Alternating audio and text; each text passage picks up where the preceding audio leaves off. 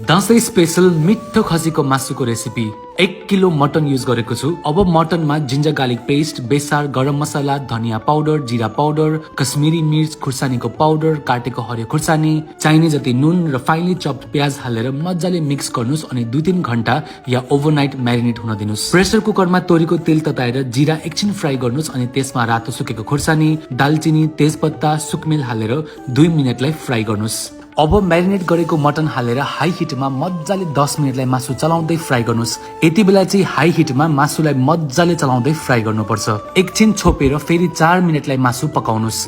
अब काटेको गोलभेडा एड गर्नुस्। गोलभेडालाई मजाले मिक्स गरेर थोरै पानी एड गरेर अर्को 7 मिनेट पकाएपछि प्रेसर कुकरको लिड लगाएर 6-7 सिटी लगाउनुस्।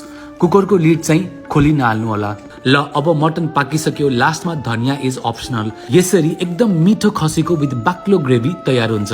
यो रेसिपी चाहिँ एकचोटि दसैँमा ट्राई गर्नु होला।